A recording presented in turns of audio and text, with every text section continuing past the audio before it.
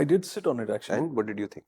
I automatically realized I had no context of what the bike is in terms of the changes and what it is, in terms of seat height, etc. But I got on and I immediately felt that the seat height was high.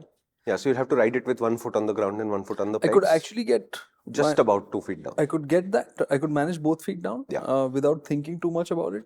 But the thought in the background was that, if you take this off-road, then I do have a question about this because A, it's a heavy bike. No, I'll tell you how to take this bike off-road.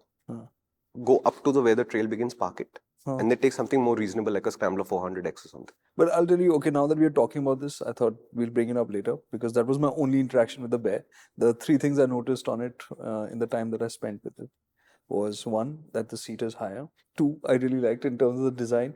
They have that racing plate on the side, right? The number plate. That's Eddie's number plate. That's his race number, 249. Oh, nice. So we have the top model. The one that you're seeing is the top model. It's the most expensive one, and it's like the special edition because it has Eddie's number on it. Okay, because the way it's integrated, the side panel has that looks really good. Yeah, it's really nicely done.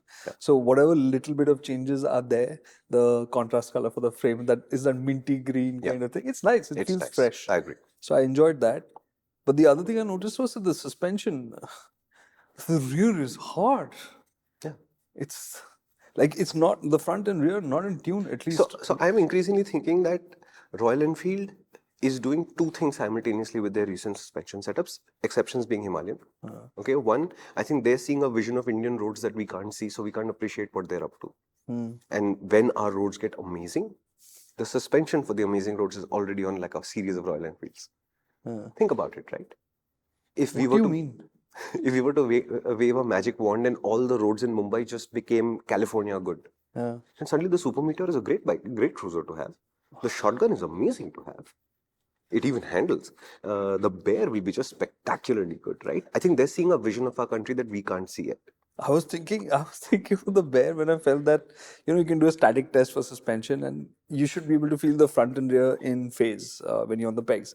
So I was doing that and the rear was so firm. I thought, maybe they've done this so that you can land it better on the rear wheel. I landed it off a couple of speed breakers today. I rode 250 kilometers in the morning today, just over 1 tank full. And when I land from a speed breaker, it makes my thighs work as suspension. Oh man. Because it ain't doing nothing. Oh, even then? It ain't doing nothing. Oh, wow. Yeah, it's super stiff. Okay, so the California stories were saying that it's a little bit on the stiff side.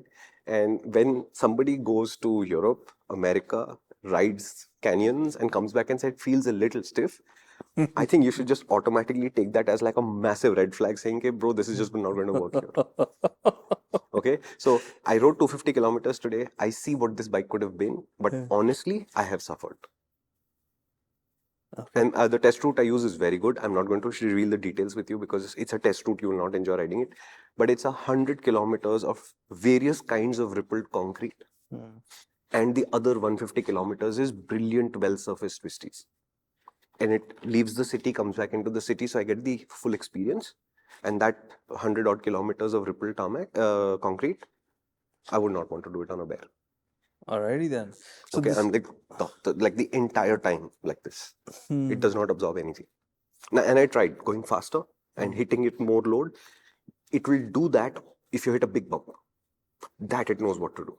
Okay. So for example, let's say that the edge of the concrete slab has broken and now there is a fair sized pothole. You can hit that at pace. This bike is robust. Nothing will break. You will barely feel it. Barely feel it. Right? But if you slow down enough and if you do what a normal human being would do, which is try and brake a little bit, good luck. The suspension will say, deal with this. Let's test your spine.